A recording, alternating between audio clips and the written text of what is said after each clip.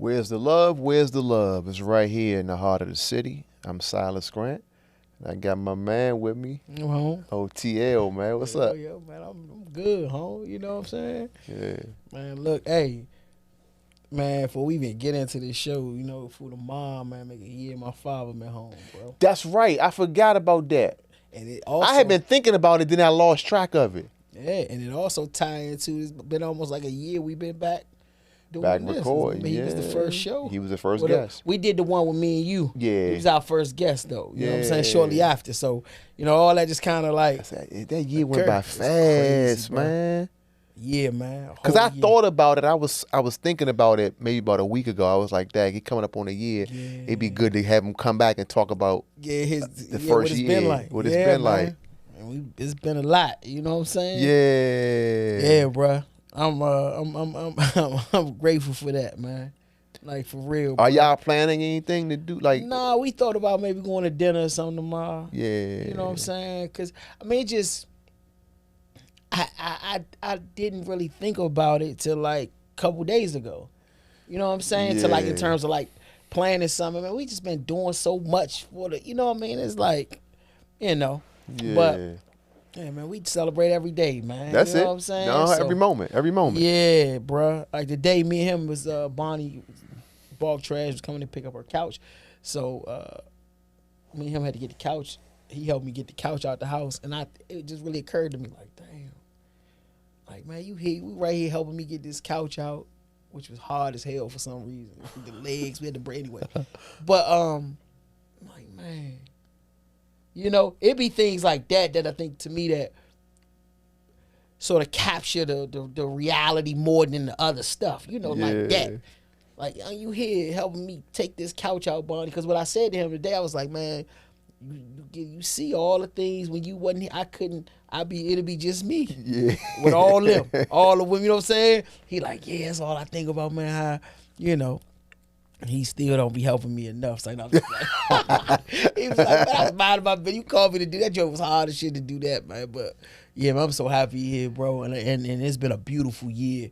You know what I'm saying? Yeah, we It's been an was incredible just year. talking before we started recording just about March Madness and basketball, and I remember getting that text from you. Yeah. You was like, "Man, he coming home Monday." Monday, yeah. So I lost my mind. Hey, in that. I was at Ivy City Smokehouse Cuz. watching the games. Crazy, bro. I went to New Orleans for Yeah, shout out to the yeah. Hugheses. You know, happy anniversary to them. Oh, that's right. The Yeah. anniversary was Friday. Okay, yeah, happy anniversary. And remember we went down to New Orleans to celebrate that when we got the Cause call. you shot us a text, a couple of us in the group, like, man, I got some good news. Yeah. But I'm thinking it's like a movie or something, Right, like, right, y'all about to talk to a director or something like that. right, That's where my mind was at. But I ain't want to, you know what I'm saying? Because remember on that Wednesday, the government had said that they didn't oppose. You know what I'm saying? So that was what I was referencing. Yeah. But I ain't want to say nothing until the judge, you know what I'm saying, had ruled. You know what I Yeah, mean? because you jumped on the plane to go to New Orleans, which in our group chat, it's not like you didn't want us to know where you were going, but you never said where you were going. You just said you was getting on the plane. Right. So when you said that behind the plane good joint, news, yeah, got it. I'm thinking you going to meet somebody. Yeah. That's what's gonna happen this year. That's it. That's it. Yeah. But That's it. nah, bruh.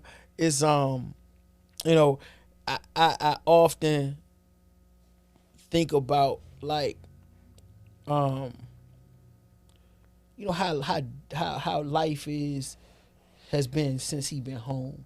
You know, and just how in the sense of not having to worry about that. You know, just how freeing it's been to just not have to have that be a part of our lives anymore. Man. You probably don't even realize until after the fact how much of a cloud there was over. Bruh. And that's what you see, like just the things of, you know, worrying about is he good, trying to make connections to make sure that, you know, trying to get him ultimately what happened, you know what I'm saying? But just trying to, you know, send pictures or send emails or make sure I answer them calls just to keep him connected to us and keeping him as present as possible. You know, that should take energy, bro. And you know, I did that for 34 years. You know what I'm saying? And whatever else came along with that. And so to not have to do that is really cool. And then the additional thing is to like have him here in a sense where I can say, Pop, come help me. You know? Yeah, he still got his faculties. Sure. It ain't like it's, you know, Right, man. And then just this whole year of just, you know, having him here, discovering things with him, you know what I'm saying? Watching him, you know, discover new things, adapt to old things, you know, just it's just been really, really cool, man. That's really cool, man. Yeah, bro. So, Pop, welcome home, man. You know, congratulations on a year mark. Yes, sir. Yeah, that's good, man. I was thinking about that 1 year anniversary. That's a beautiful thing, man. I saw the picture the other day again too of y'all, you know, right in front of the Sprinter van when y'all were hugging each other. Oh yeah, man. That was when the dig got big boy, man. And that's even a matter of fact too. Shout out, happy birthday to Scotty Irvin. You know what I'm saying? Yeah. His birthday was, you know, the other day with he had a party Saturday. It was amazing. Really, really, really, really good time. Super great time, you know what I mean? Deserving of it. I was going to say it's fitting for him, No question about it. I always call him a true Washingtonian. Yeah, ain't no it's question. It's just like, it ain't even like, I was thinking the other day, man, like Scotty and I, I haven't known him as long as you have, right? I've probably known Scotty more than 10 years, but less than 20, right? Right. And just some of the things he's done for me personally. Yeah, bro. Just, you know, not even requesting, just him doing stuff, right? I was thinking about multiple moments where like he's just shown up and I didn't even know he was gonna be there. Yeah, he a real one in every sense. And rare, bro. Real and rare. Yeah, I mean, man. Yeah. He him. He him. Yeah. I was thinking about that. Yeah, he just. You know what I'm saying? And it's like I don't. You know, it's not like I was about to say like I wish more people like But nah, it ain't about that. More people know. I'm just saying he him. Though. He him. Shout out to Scotty Irvin. One quick story I gotta share this, man. One day I was on Instagram just typing stories like I do sometimes, right? Just I'll write a story on my Instagram stories.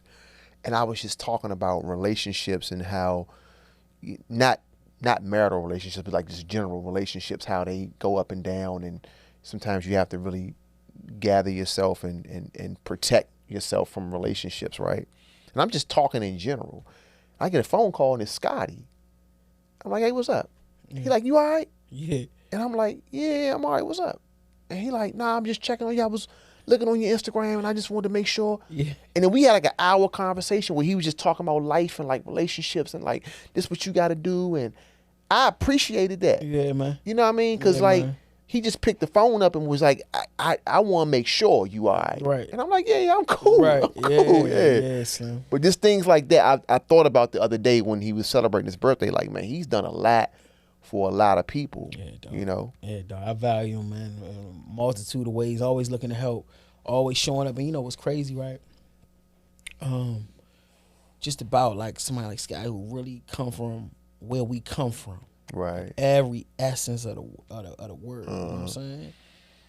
And to have built the company how he has, how he's employed people. He the quintessential like what you would want to happen. You know what I'm saying? We talk about what we want black companies to do with this and that and that. He it and we even call on black companies I think more than we should for real. To what they do for the community, you know what I'm saying? He check every box, man. Even boxes that you don't even know there, he check them. And I'm incredibly grateful and I'm incredibly inspired by him. Shout out to his beautiful wife, you know what I'm saying, his 3 daughters, you know what I mean? Just and it's crazy because when you come from where we come from, you know what I'm saying, we all know, man, your life, no matter what you're doing, when you really from this thing, you go through the same things that other natives go through. Yeah. You know what I'm saying? He's had, tragic losses in his family, you know what I'm saying? All the above, you know what I mean? But has continued to elevate and grow and lead and be an example for younger dudes like us coming behind him, man. That's a fact. we salute you, Scotty Irvin, man. Yeah, you know for what sure. I'm Happy birthday again. Yeah, bro. Happy birthday. 60, right? I think it was 60. Yeah, Yeah, Scotty yeah. turned 60. Milestone. Yeah. Yep, Happy big birthday. joint. Yep, was down park. You know what I'm saying? And it was cool. Like in the time, the two things. You know what I'm saying? Like my dad, me and my father went and to the party, and you know, it's my father's first time going in park. Oh, There was okay. a lot of other guys that was there. You know what I'm saying? That hadn't been in park before. You know, it's a nice joint. And I was just in there, man. I said, man, when y'all your was joke. away, man, this my This joke. my joke. It's your joke, yeah. I opened this joint up. Yeah. Man.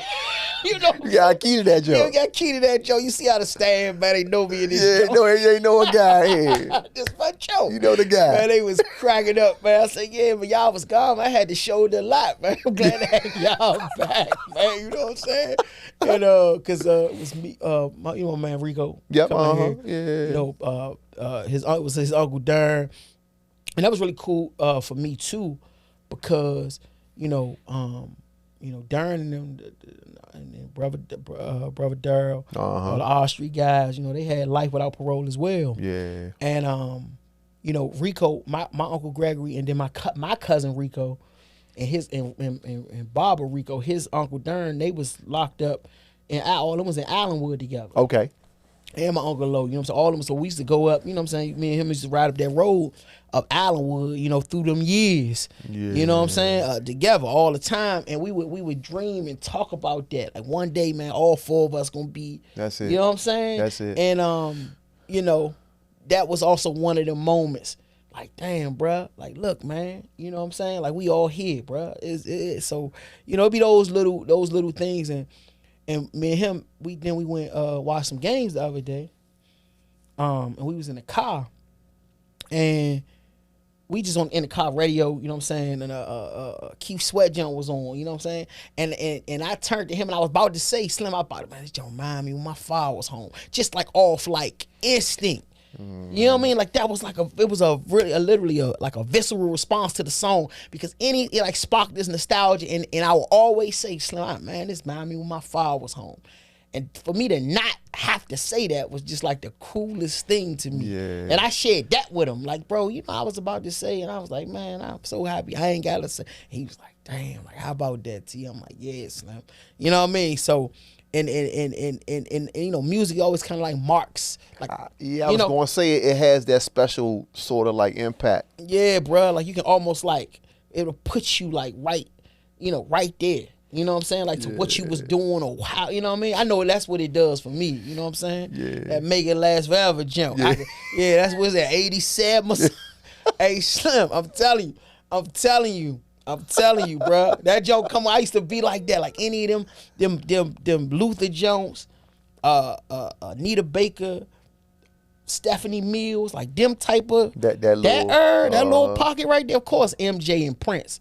Yeah. But their music sort of was so large that it carried it. They music, even if it wasn't new music, it was around like all like up to right now. You understand what I'm saying? But like them Jones, them Freddie Jacksons, that pocket right there, the Karen Whites and shit. Hey Slim, them Jones put me back when it was a time. You know what I'm saying? For bro went away. Jess always asked, I can mark everything, and I guess you call that's trauma. But I can really date things by when my father went to jail. Yeah, it's like a before and after. It's a wall. That's life. You know, and now now it's like what happened after he came home. Yeah. Now we in that space. But everything before that was like, that was the mark before and after. And you know, I mean, before, I can't remember things when I'm 2. You know what I mean? So that one, but I can always say, damn, boom. I know when that song came out. If anybody out there got Comcast, they got channel 80. Is it 408 or 804? It's probably 804. No, it's the opposite. It's 4. I think it's 408. I thought the music was like 8. a music jump. But you know what I'm talking about. Yeah. And one of them jumps just be putting on home. That jump be cranking. But they tell you the date. I be like, when that jump? I bet that jump came out in 87, 88. I be knowing. Shorty jeopardy'd out. Nah, no question. Sick. But yeah, young music then. But them jumps right there, like I think about that. Like that's what we was listening to, and fucking Phil Collins and Hall and Oates. That's another thing. My house wasn't just, my father and my mother used to definitely listen to like more, like we had white, but it was like soulful white artists, but Michael McDonald. Like, yeah. Yeah, but that Hall and Oates and my joint on them Phil Collins. George Michael and all that. George, definitely George Michael and Boy George. Yeah, Boy Remember George. Boy George, yeah. Oh, George Michael was, what was it, Wham? But he was in Wham, right? Remember that was the group. That people don't be hip to, but he was in Wham. Yeah, I was, and No, you had been over the farms when Miles played Phil Collins? Yeah. On the big games? Yeah, big games. Yeah, that's it. It's in the air. It's in. That's classic. Yeah. Some people wasn't outside yet, but anyway, you know what I'm saying? Yeah, a lot of times it's more. I be telling people sometimes I do realize like it be more people like maybe like in like that 10-year head. Yeah, you was doing some things. I be realizing. Because Keith Sweat, that type of song, you not supposed to have that. I know. At 7. I had young parents though. You feel? Yeah. No, but that is real though. I had young parents. Yeah. I had young parents. For real. My parents did, but I had young parents, bro. You know what I mean? My parents is, was young. My parents 18 and 17, 18 when I came, you know what I'm saying? So they was young and they from the street. So it's like, it's a little different than now in a way, but in a way it ain't. Yeah. That was their version of the youngin', he riding around and he got, you know what I'm saying? He might got Baby J-Mo or Young Boy or Threat or That's something. True. Playing in the car with his youngin' back in the car seat. Yeah. You know what I'm saying? Like, I mean, but yeah, I do, but that frames sort of my music taste though. I be all the way hip to like that era, them 80s, because we was, outside and listening to music. That was the soundtrack. That them joints. That's why I always go. I ain't trying to take the conversation there about that. But that's why I always say it ain't just about the music. When they be talking about they blame everything that the youngins doing on the music. I mean, people was in the underworld and they was listening to that kind of stuff, but they still was doing what they was doing. You know what's crazy, right? Because I read this book, Jump, by Larry Miller. The Philadelphia guy who worked for Jordan. Yes. Nike. He was both, yeah. Right. And he would describe the life he was living in the 60s. Yeah. And the thing that come to my mind was like, what were they listening to when they was busting moves like that? Doo-wop. They was doo-wop. They was going rob yeah. banks and all that. Yeah. One of them, that's how they was. They do the doo-wop thing. They listen to the Temptations. They listening to, Marvin and busting moves. Going and jumping counters, as they say. So it ain't always it's just the same drive. Yeah. One thing, what they got in common. I mean, the music was the soundtrack to. I mean, I think what happened as the evolution of like rap music started. But I think people like Marvin Gaye, Curtis Mayfield, those guys started kind of talking a bit more about like the realities in their music. Yeah. You know what I'm saying? Because, bro, if you listen to that, and rest in peace, my Uncle Boo, he was the biggest, like, Marvin Gaye fan, right? Obviously, Marvin Gaye, Marvin Gaye died in, like, 83 or something. But anyway, but my Uncle Boo would always play Marvin Gaye music, right? That joint, we know what's going on and all that, but if that joint, like, what's that joint called? What's Happening, Brother? Man, if you, like, really listening to that joint, and Marvin, like, talking from the perspective of, like, because the Vietnam, you got to think about they generation was that Vietnam, the war, and they came home and them putting that thing in their arm or they was blowing. You feel what I'm saying? Like that heroin that's their era. And if you listening to Marvin like coming back on that song, he almost coming from the perspective of somebody who just came back, and that's what he said. Like I'm talking, what's happening, brother? You know what I'm saying? Like, man, is it really what I've been hearing about? Yeah, like Curtis Mayfield, No Thing on Me. Like when he shaped the habit, he talks about that in that song, right? I'm your pusher. Yeah, I'm your pusher. Yeah. And, I mean, even with that, I think is that Superfly? Yeah, that's that era. But I mean, I'm talking about the sound. I don't know if that song on the soundtrack. But on this album that Curtis Mayfield got, it go from like Pusher Man and a little later on, No Thing on Me, where he talks about breaking the habit. Yeah, shaking that thing. Yeah, for real. That's their Jay-Z. That's their, whomever, right? They was literally talking about what was going on. Right. You understand what I'm saying? But you had the juxtaposition. You had the Jackson 5 and everybody with the happy shit. Nah, but them dudes was telling you, man, this was going on in the streets, man. You know what I mean? This was going on. Police brutality, people going to jail, the same thing. Like, you know, so it's like Jones like lost and turned out. Yeah, hey, son, all that. Yeah. Listen. Yeah. Cause that's that world, and everything evolved like that pimp culture. You know what I'm saying? Again, in the heroin dealer, the evolution of that person. We talked about the bank robber. You know what I'm saying? But the bank robber also was like, before probably robbing banks, he was like hijack, like robbing like trucks, and it's all from the story. Things I've, in my neighborhood. So I heard like the evolution of, you know what I mean? But the drivers were still the same. And then you had musicians, that came from that same world that, would start to talk about it. You know what I'm saying? Would really talk about what was going on. You know what I mean? What's the first album you bought? Do you remember like, yo, I as a like, not like, you got older siblings, 2 sisters, right? Mm-hmm. I can't even really remember. It probably was Go-Go first. Okay. All right. That's Probably was, but. Oh, so let's take Go-Go out of there. Yeah. That's what I'm trying to take it out. Forgive us. But like, not like, that's all. So we already understand that. You know what I mean? Yeah, but that's true too. Yeah, I'm just trying. Yeah. Like, do you remember your first non-Go-Go record? You know what I'm saying? See, the other thing too, though, I think back then we was into all the borrowing and trading, so you might have consumed it, but you wasn't going to buy it. Right. You feel me? Right. So me going and buying myself, I'm struggling to try to figure out. I remember what it was for me, bro. 1992, Doggy Style. Mm-hmm. The Chronic. Like you saying, people around me had the Chronic. You know what I'm saying? The older homies, we listened to the Chronic. But listening to the Chronic, so what? Doggy Style came when we was 12. I never forget, man, asking my grandmother, like, man, I want to get this album. The Chronic and whatchamacallit came out at the same time. The Wu-Tang jump. Oh, 36 Chambers. 36 Chambers. And only reason I wasn't even really hip to them like that, but the Cream jump was my jump. Yeah. That was my jump. And I used to watch videos a lot. Yep. I used to watch videos a lot. You know what I'm saying? That was like my thing. My whole, I think from Thriller.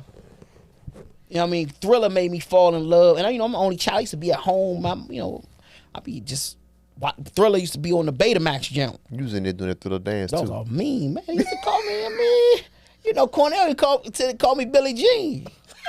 Square business. I'm a bad. Hey, listen, home. It's three people in my life that I ever said I wanted. That was really like I really can say I'm a fan of. Not like all jokes aside. Like I've been fond of a lot of people. And he liked that blah blah right. Uh-huh. But I'm talking about a fan. Michael Jackson. Uh-huh. AI. And Jay-Z. And Hov. I got you. For me. See, you already knew that. I mean, for real, I'm a fan. But the MJ, hey, listen, home. Listen, MJ Ray, I'm telling you, I used to watch that Thriller video all day.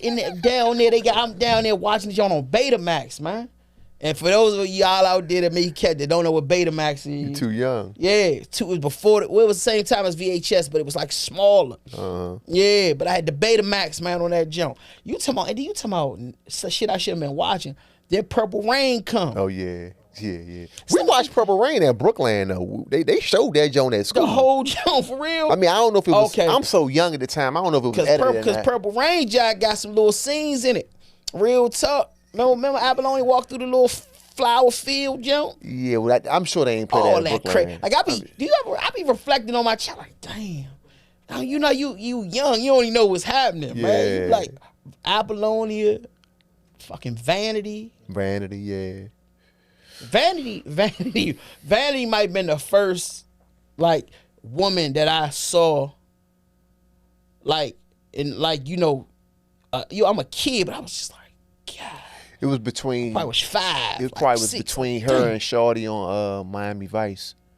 What's her name? Was it Pam? Ray Don Chong? No, not a black one. Yeah, ain't she black? Ray Don Chong was black one. Oh, that's not Miami Vice though. That's Shorty named Pam. Is it Pam? I forgot her name, man. I see her face clear as day.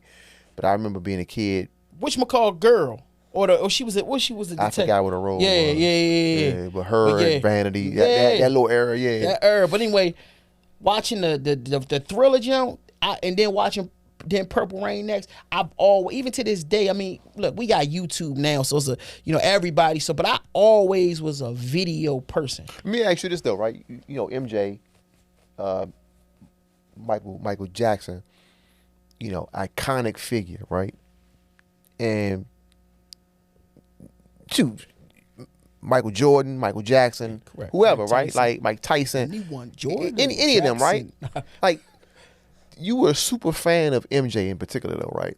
But how much content were you exposed to of him besides the music video, like interviews, write-ups? Because like today, right? I mean, you think about like 40 years ago when Michael Jackson was popping, right? Yeah. He might have had one interview every 18, 24 months. It was like a big deal. He was like an alien, though. Yeah. I mean, that was part of his mystique, though, that you did not just him, anybody famous back then. Because they were like famous, right? So, of course, they weren't like regular people. Like, they weren't like, they were like famous. They did things that you couldn't do. I think that was part of the mystique. You know what I'm saying? Mm-hmm. But like Mike would pop out.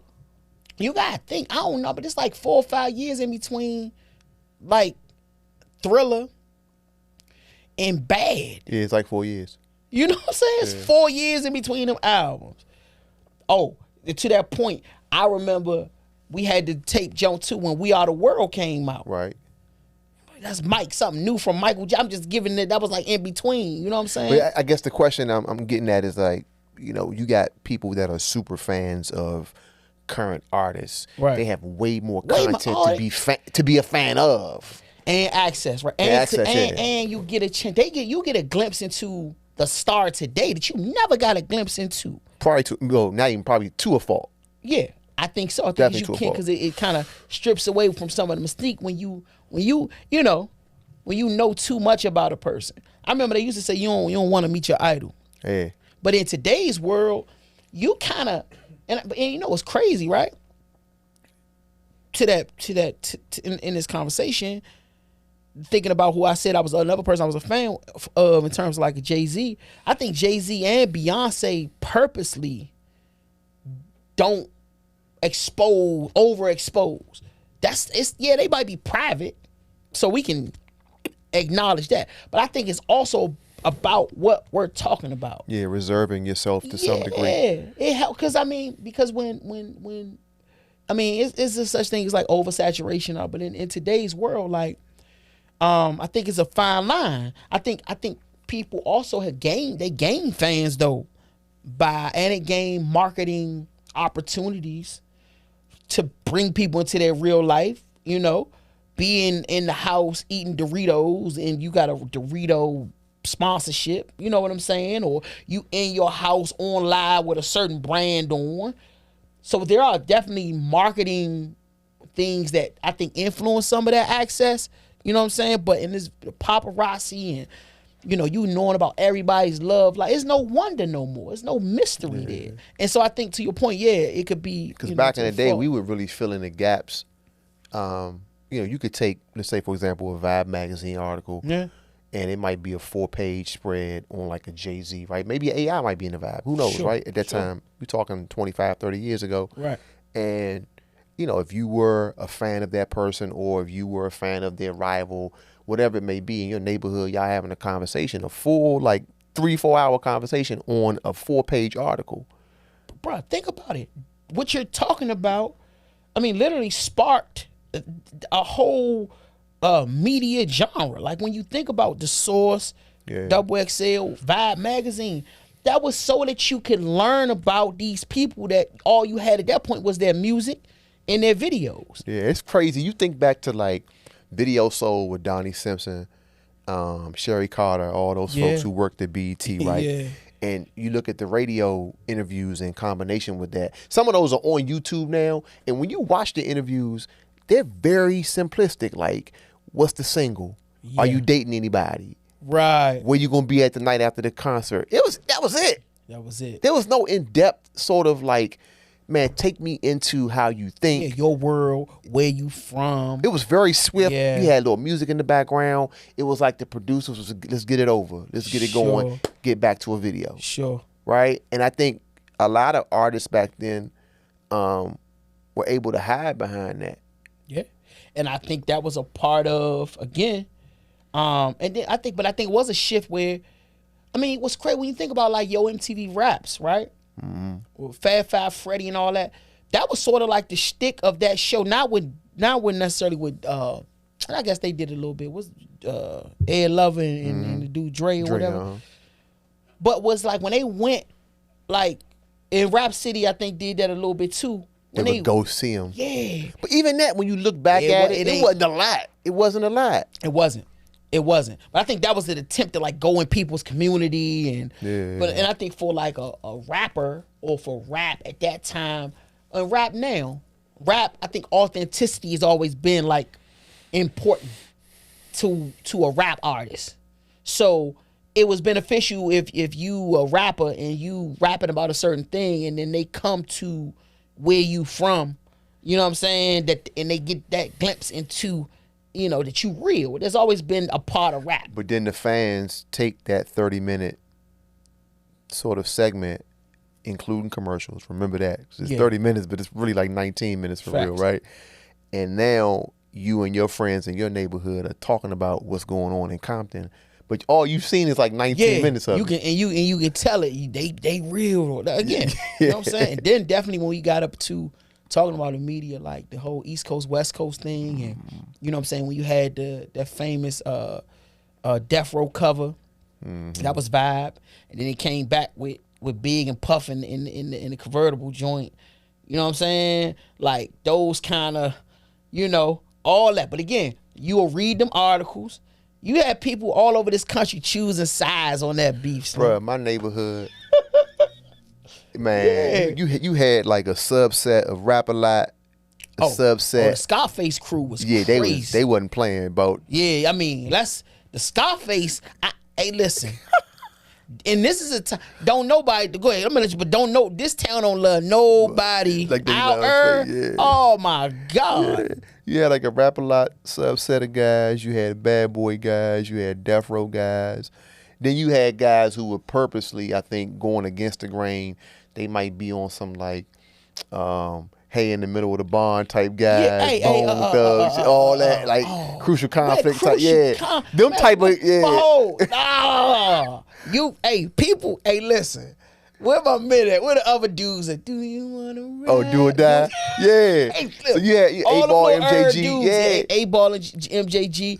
DC dudes kind of definitely was. But in your neighborhood, there was arguments and like, I mean, people pick sides. Hey, what side you was on?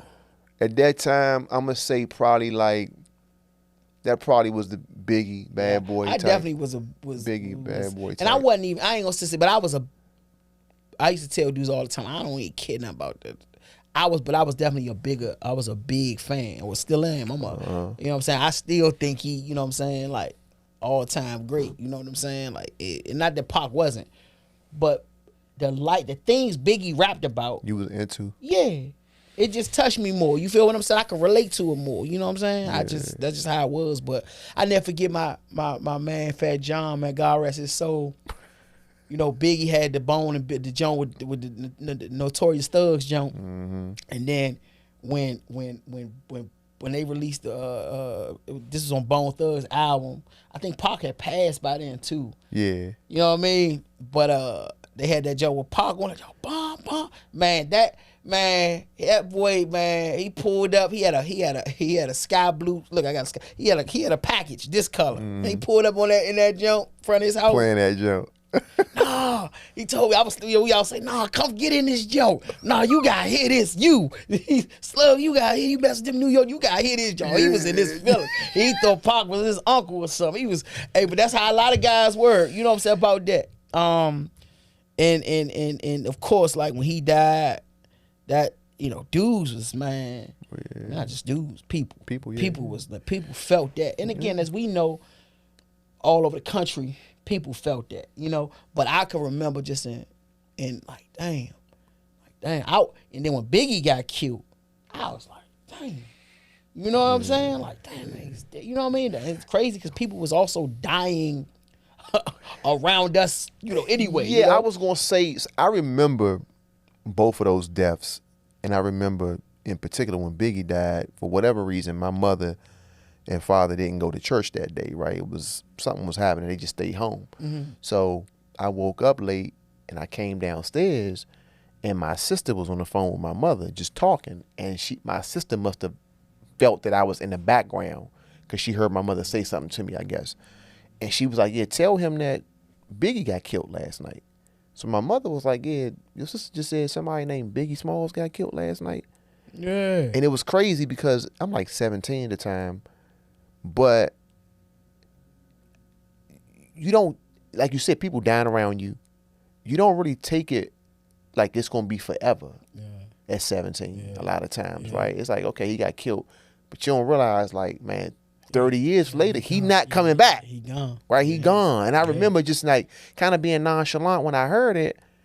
And then it was like, in my mind at 17, oh, this makes sense. That's in retaliation to Tupac. So I'm reconciling it all at 17. Right. But it's like, nah, that's somebody's life for real. Yeah, and I think seeing the funeral and then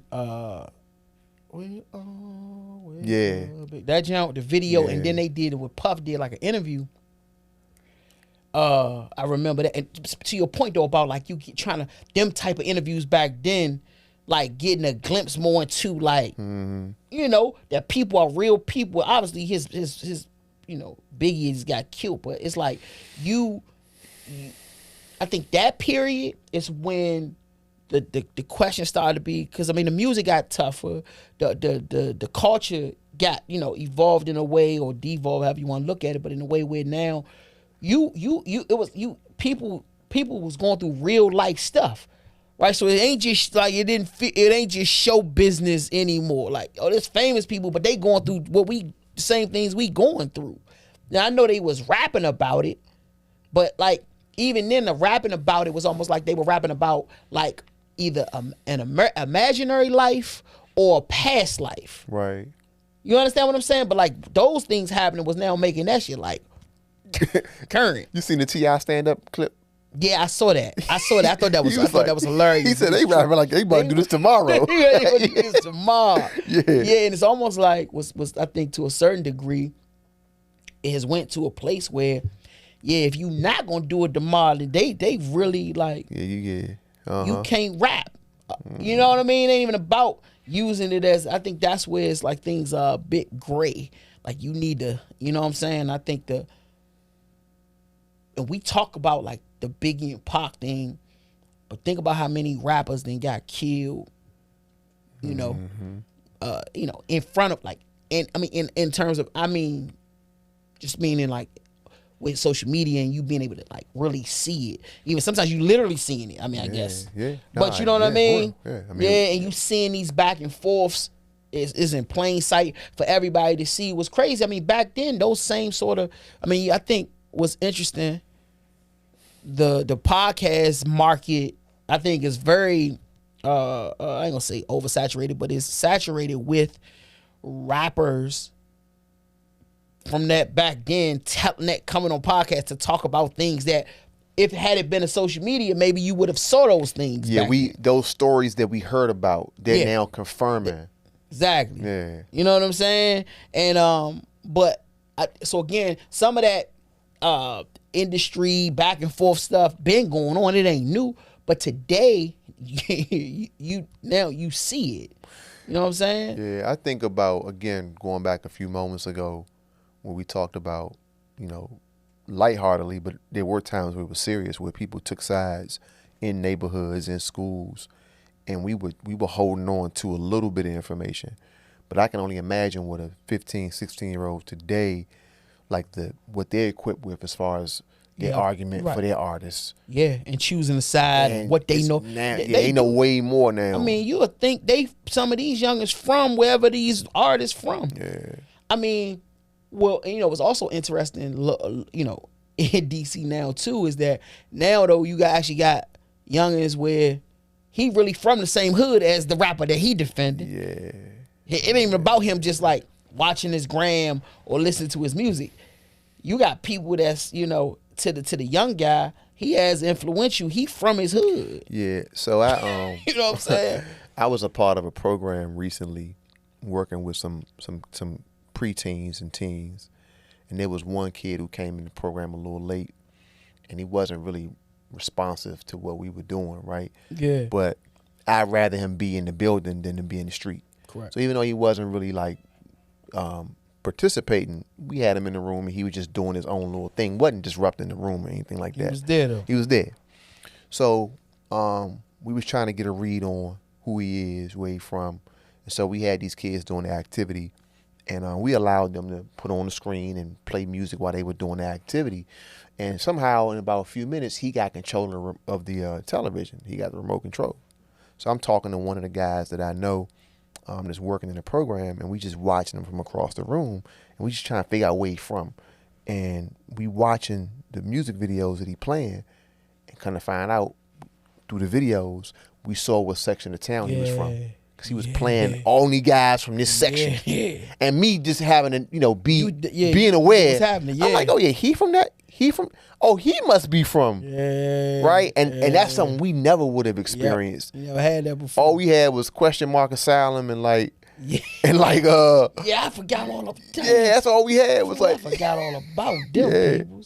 Only a couple of acts. That's crazy. Nonchalant, shout out to her too. Shout out Nonchalant, Stinky Dink. Yeah. A couple of folks at Section 8 Mob. Section 8 Mob for sure. But you know, it just didn't catch on. Black Indian, may God rest his soul. Rest in peace, Black Indian.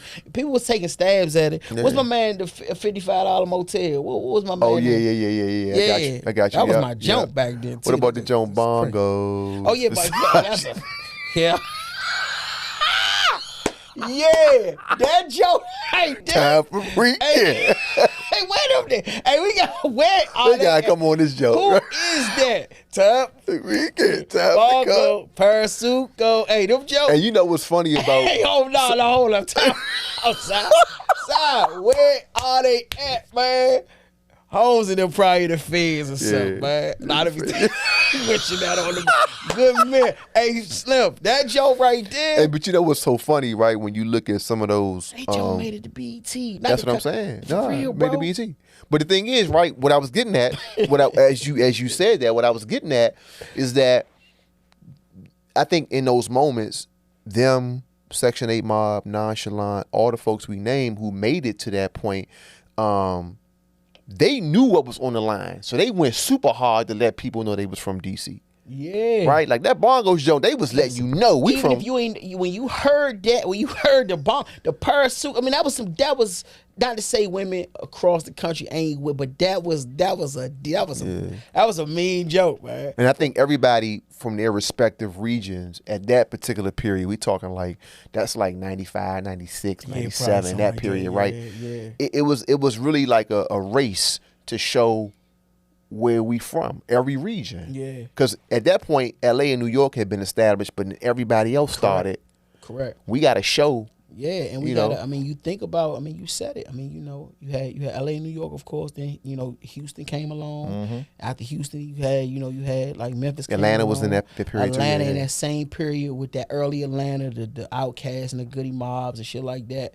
And then towards the end of the '90s, that's when New Orleans come with P, and then obviously Cash Money come after that. Then the Miami. Luke was already. Luke also Miami, that's in the 80s, late 80s, early 90s. Listen, let me say something else too. Speaking of Luke, And I got to shout out to Fat Rodney too for the in terms of DC rap. Oh too. yeah. You gotta, Yeah. But but that was also DC Scorpio was who you was talking about earlier. $55 Motel. Yeah, that stuff was kind of go based, thinky dink too, cranking though. But look, Luke, you talking about? Listen, bruh. Hey Slim, I don't know if you, because I'm saying I know. Listen, now before that, I know you have to. Hey, listen, but when, hey fool. So you remember the box, right? Yeah. So, bruh, man, because I used to be with my older cousins. So if I'm 9 or 10 at this time, 8, 9, 10, say that age group, that age range, they probably like 13, 14. You know what I'm saying? Bro, we used to call it that Luke Jones. People forget, everybody know. You was ordering the jump? Yes, listen. Move something. Oh yeah, move something. I remember move something. Move something.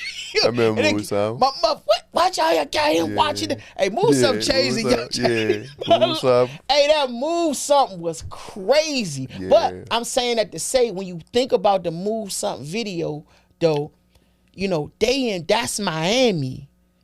You understand what I'm saying? I think that's Black Miami, bro. Yeah. And he was showing their culture. You know what I'm saying? Like, yeah, and what's crazy is that we will see that same aesthetic be shown in Caravana, right? And we appreciate it more. For sure. But when it was Miami, it was something wrong. Yeah, it was right? raunchy, but it had never been put on TV that way. And it was never. He went to Supreme Court, right? Yeah. He fought it all the way. He the reason why we got they can freedom do of speech, for sure. But that moves some. But again, Miami later on, the Miami way would come obviously when Trick Daddy and Ross and all them come along. But obviously Luke was planting the flag for Miami. The Memphis stuff with what was the Tony Draper and what was the name of it? Was Swab House or whatever. Yeah, You had that, and then we talked about Chicago. We talked about Do or Die. We talked about Crucial Conflict. Of course, Twister was on the Do or Die record. You know what I mean? Common was back then too. Common wound up coming out. Well, he was Common Sense. Yeah. Coming out of Chicago. You know what I mean? And then, but we never really caught, because I think the fandom here, Go-Go was just the thing. Yeah. That the fandom didn't support it enough. You know what I mean? I think when you look back at them, if you was watching BET or something back then, this is another thing though, bro. I'm gonna keep it real. That I remember too, talking about like music video, the box or whatever, right? Or even MTV and BET. Everybody ain't had cable back then. Now, I ain't talking about it so much in the late 90s, but in them 80s when we had cable, that was some major deal. Everybody ain't had cable. So first of all, DC didn't have cable. Yeah, even literally DC had, ain't PG had County cable. had it because my cousins had it. And we had it. Yeah, when we was the house our Largo. Yeah, we had it. And I remember the day we got cable. Yeah. Like vividly. Because at that time, Can't Touch This was the biggest video. Oh, yeah. Nah. Oh, you was a big Hammer fan? I was with him. Hey, listen. We ain't gonna do that. We ain't gonna do that. I'm just asking, because dudes don't be keeping it real. Listen. Yeah, I keep it real. Hammer, no, okay, let me. What's your favorite Hammer jump? Okay, give me 1 second. Yeah. All right, because that's kind of hard to. I'm going to say. Hammer was like that. My favorite Hammer jump might have. Crazy about my marriage. Yeah. I'm going to tell you a story after I answer this question, though. I'm going to say my favorite Hammer jump. Let's get it started up there. Oh, he used to be dancing everything. I had the red Hammer pants, man. Come on, and the black ones. Yeah, come on. That's what I was getting at. So LA Kids and everything. Nah, I ain't had the LA Kids. I ain't had the LA Kids. Come on. Nah, I ain't had the LA Kids. Gaining Momentum, my jump. Oh, that's an album cut. Yeah, you don't remember Gaining Momentum? No. Hold up. See, hold up. Oh, that's an album, no album. Yeah, he had a video for that. Gaining Momentum. I'm gonna tell you why. I'm gonna tell you why that's one of my favorite songs. It's a joke behind it. So we be watching. You really gotta pull it out. I ain't even try to be funny. I'm gonna show you the video when we finish recording. Maybe I do. Yeah, once I hear. Yeah. So we be watching football, right? Say like me and you sitting right here, and some other guys, whoever, say at my man house we watch the games at, it's like rows of seats in the TV. Say we in the back and our team ain't playing right now, and like two dudes who they teams playing in the front row, and say a team coming back. Right. And somebody might be in the back like gaining momentum. There it is, y'all. This joke. That's how it goes. Okay. So my man be singing it when somebody team about to lose, right? I got it. So after that, I kept listening to it again. Like, you know what? I did like this joke right here. Yeah, I never heard that joke, Slim. You be trying to get on here acting like you don't be. This about your fourth time doing this on here. To be true, sir, I be getting a blank, and I normally be so you know when I don't know certain shit, I'm gonna tell you because I was like gaining momentum. I gotta hear it. Yeah. But turn this mother out. Yeah, turn it. Yeah, that definitely too legit to quit. Video too legit, of course. Too legit. But that turn this mother out. That was my video. So I banged with that. All the hammer. You ain't banging in New York. Yeah, exactly. I'm gonna turn this mother out.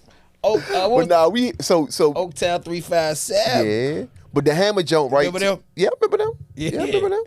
But the hammer joint, we was joking around the way one day. You know, younger guys don't know.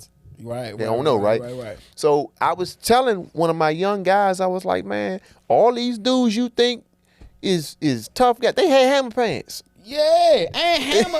And shout out to the Bay, like for real. Yeah. Shout out to Oakland, and the whole Bay area, because that's another. Too Short, obviously. Remember we were talking about all the spots that put, because Too Short, then E40 come out. You know what I'm saying? And all his.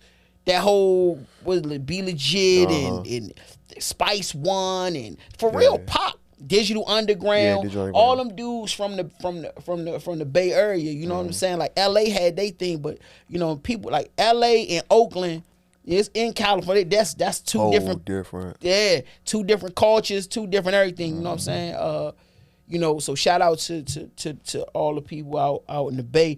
I mean, you know, think about Rapping Forte.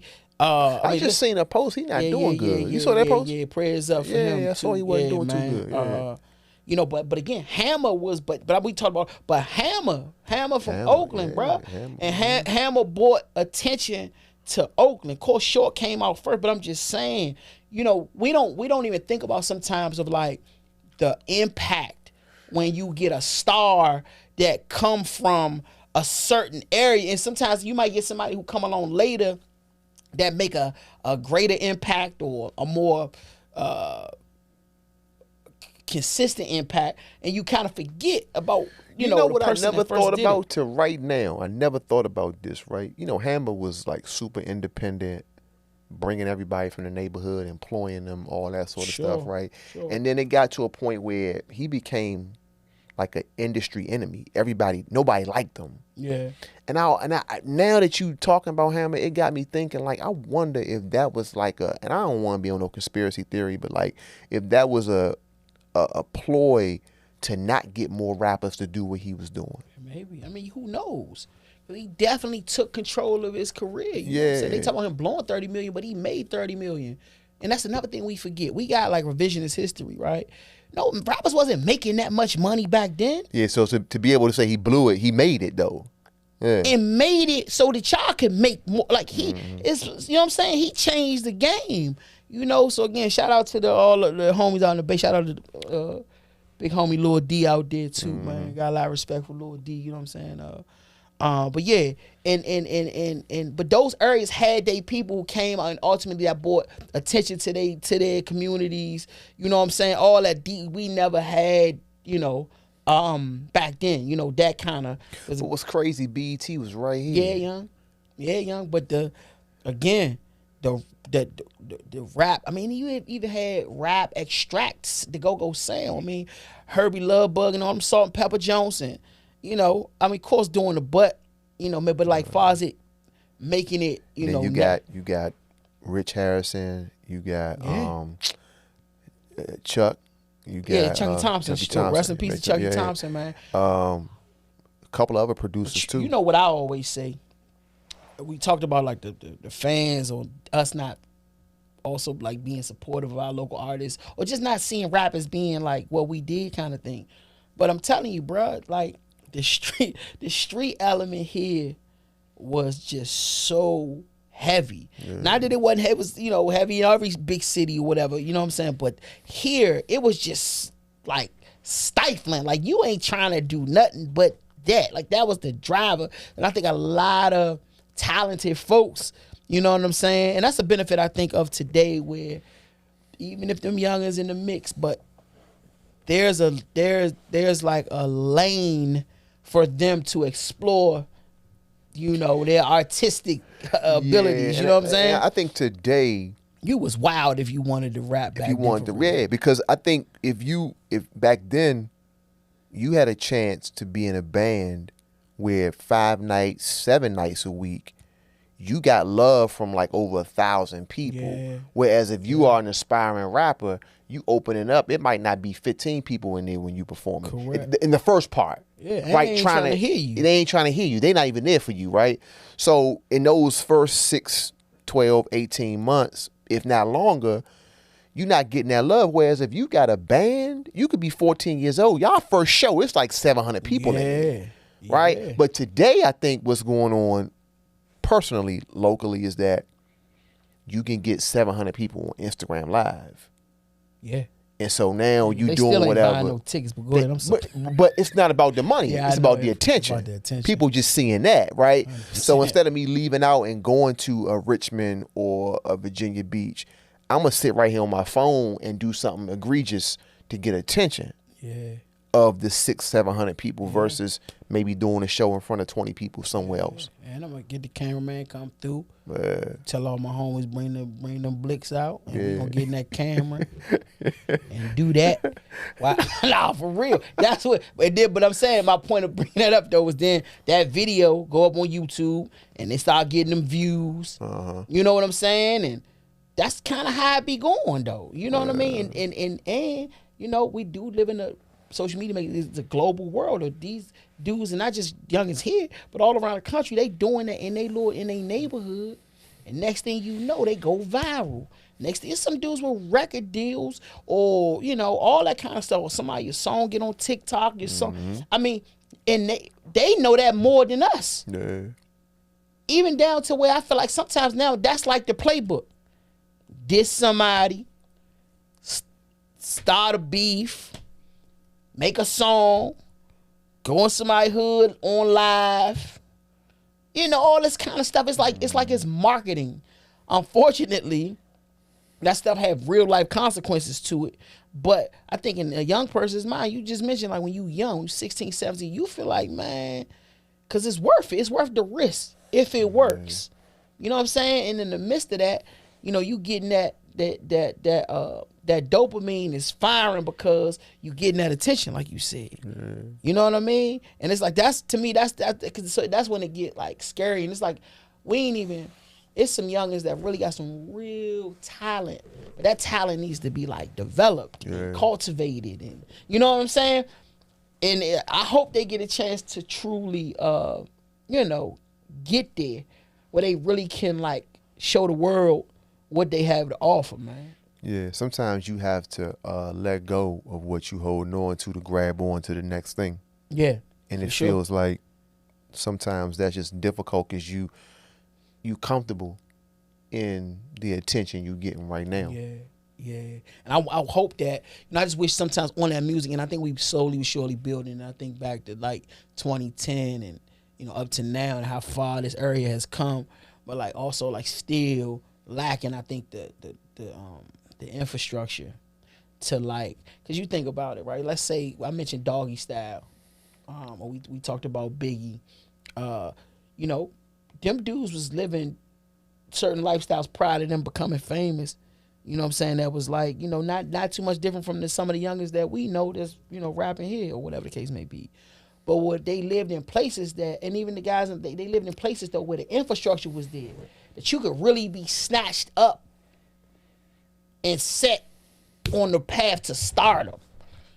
You know what I'm saying? Here, it's like, it's not, we don't have that infrastructure not set up. Now, not to say that they can't be snatched up and taken somewhere else and, you know, whatever, but you understand what I'm saying? Yeah. But like, it's right there. You know, Snoop from Long Beach, just talk about Snoop, I mean, I'm just saying, he didn't have to go across the country to get famous. Yeah. You know what I mean? You know what I mean? He went 30 minutes away to, whatever, to the studio or whatever, you know what I'm saying? And same thing with Biggie, like you in New York City, like, you know what I mean? Guys in Atlanta, it was LaFace Records, boy, Babyface and them open. That's and that. I mean, all that kind of spot, and then of course Dallas, Austin, Jermaine Dupri, But I'm just saying, like, the common thing that you bring up, whether it's Los Angeles with the Sugs of the world, Houston with the J Princes, Memphis, Tony Draper, all those guys, right? The economy outside of music, these guys own stuff, own buildings, own businesses, and they were leveraging that to build out the music piece, right? Sometimes I go to different cities and you see black people that are from those cities that have their feet planted in you talk about Scotty to start the whole conversation, right? Sure. He's in development and construction, right? I wouldn't imagine him starting a record label anytime soon, but it's like I don't know that within city limits. I mean, it may be happening in the surrounding counties, but I don't know in the city limits where I go anywhere where there's commercial property and I feel like, yeah, that's a black person from here that owns that. Mm-hmm. Yep. That has the capital to be able to leverage the capital to be able to create a market for artists to be able to do their thing, right? It's just not, there. You know what's crazy, right? I think that at the end of the day, I think that's going to be what's necessary, though, to really help this area, sort of take it. We've been going around the country talking about different hubs, right? You think about that whole 757.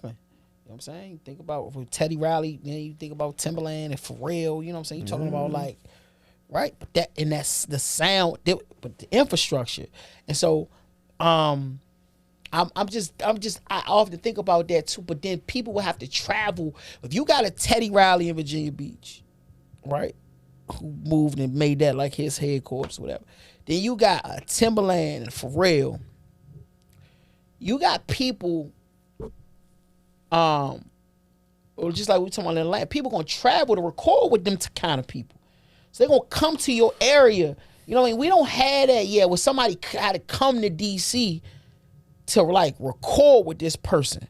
You know what I'm saying? They gonna fly in or start, that's how the that music scene, or everybody goes to LA to record. Everybody started going to Miami to record. I used to read, you talking about the vibe. I remember reading about like the Hit Factory. How we know this, but I'm saying but people was going down because somebody set up the best recording studio and is in Miami. You understand what I'm saying? But naturally, if you're a Miami artist, now naturally you're gonna get some potential access to the people that's coming to record there. Right. You see what I'm saying? So if you're talented, the likelihood that some big name person, especially that was like necessary back then.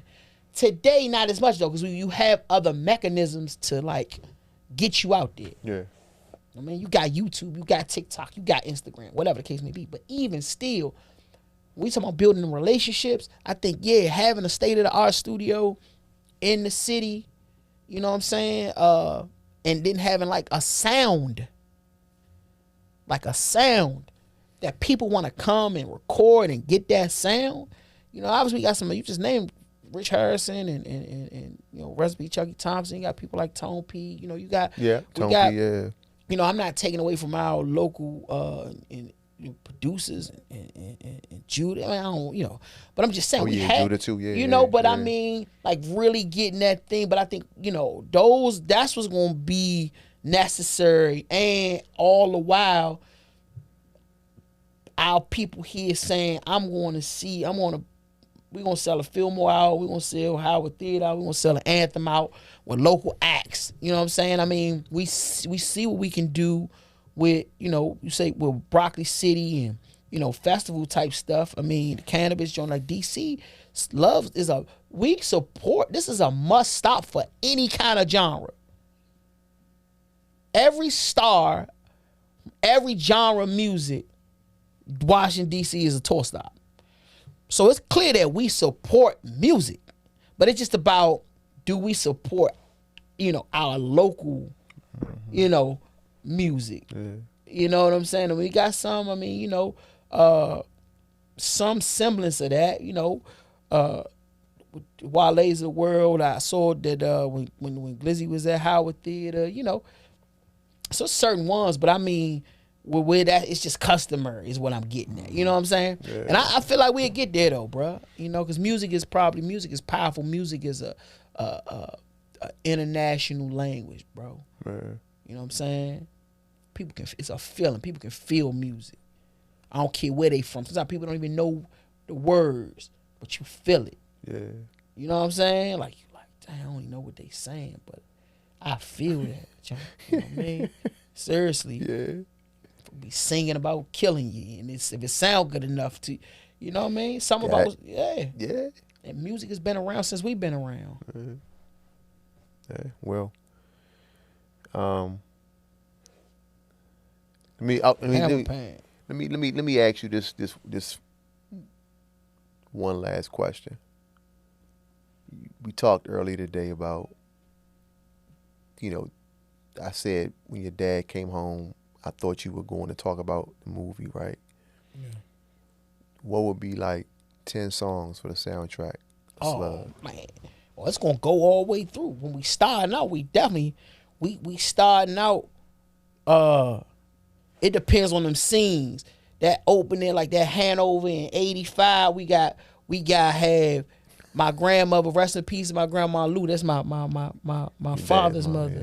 You know what I'm saying? On the early song with Lionel Richie dancing on the ceiling. She used to have that joint blasting out her window. You know what I'm saying? Had a block. I always, it's like some of my earliest memories. Her in the window and Lionel Richie dancing on the ceiling. You know what I'm saying? And then it got to move in, obviously, to Thriller, the Michael Jackson. You know what I'm saying? Got to have that MJ in there, And when he go in, when he that 80, by that 89, and I remember my mother, like, cleaning up, that current white junk, Superwoman junk, and all that. Yeah. And then, of course, you gonna have, Chuck and the Go-Go, she gonna be in it. They got the RE, that junk from I don't even want to go on no tangent, but that junk from when they released the Live at the Metro Club junk.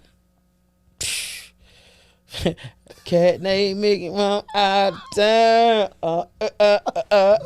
That folk. Hey, listen. Hey, so I was oh man, do the Mickey and the Run Joes and all that. Yeah. So that's that era. But anyway, I know you said 10 songs, but and then going into that early 90s with Self-Destruction gotta be in that joke. That was my joke. Yeah. All of the same gang, like the Doggy Style, you know what I'm saying? And then the Biggie shit, definitely when that Reasonable Doubt hit. See that when that Reasonable Doubt, I'm like 16. That's gonna be when the arc of the movie, when Shawty really, and it's just, I'm seeing it, so that's when the part though, when you don't know where the young slug gonna go. Uh-huh. You know what I'm saying? You don't know where he gonna go. That Reasonable Doubt out. It's up in the air. It's a lot of doubt. You don't know where young gonna go. And then yeah, man. So but you said songs, not albums. So feeling it would have to be off. Like that would have to be like me round first and know, you know what I'm saying? I can see I got the scenes in my head, you know what I'm saying? And but anyway, dog. You ain't even bang that allure. I'm sitting here waiting for you to talk. Nah, that's later. Okay. Nah, that got the allure come when Oh, okay. See, that's that roving leader time, Si. That allure, man. That roving leader time, Si. You see what I'm saying? Then when the Project Empowerment come, you know what I mean? You gotta get them people who's probably like, that Project Empowerment time. Now that's probably the Beast Chair.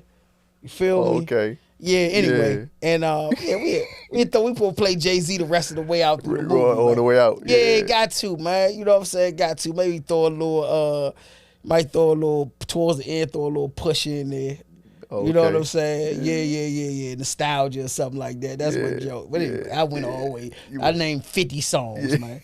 But trust me, I've thought about that. I've thought about that soundtrack. But oh my bad though. You got to do a backyard joint in them 90s too. Oh yeah. Matter of fact, but that ain't even gonna be no problem because Back gonna be in the movie. We gonna do a black hole scene. You feel what I'm saying? We over here, 70 dudes from the quarters over there. You know, we gonna do we gonna put them there. Yeah, we gonna put. That's a dream of mine though. To do like a black hole scene. So we ain't gotta put it had Back playing like in real time. Yeah. That dope jab. Yeah, we gotta really create that 96, 97 Friday night. Yeah, dog. Well, if we're gonna do it for the city, Slim, we're gonna do it because that kind of stuff, it gotta be like we gotta really do that. It can't be no club set up. And you know they be playing the skillet, the Joseph skillet. You remember that came out?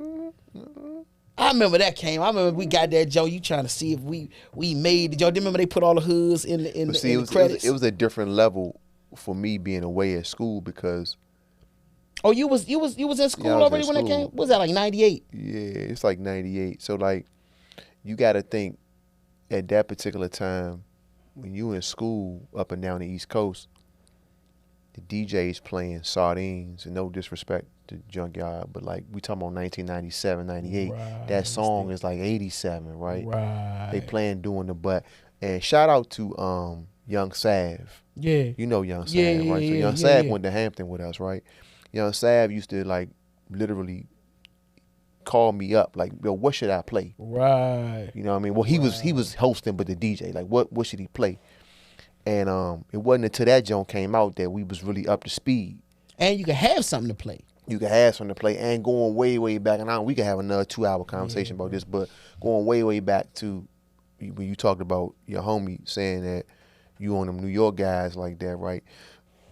Us being in school, even if we liked New York rappers, we couldn't like them too much because we was kind of in it with New York guys for real. Yeah. You know what I mean? Yeah. Like I remember Jay-Z came to our campus in our cafeteria, and we had to kind of act like it wasn't nothing because New York dudes, man. I mean, but the whole time you really need him though. Yeah. Right? So when Skillet came out, to go back to the point, like that joint right there really gave us something to stand on. Like we got something that's current because we didn't have nothing that was current. Or nobody, right? Sure. Yeah. So they playing, all them other joints that's like we babies when them joints came. Right.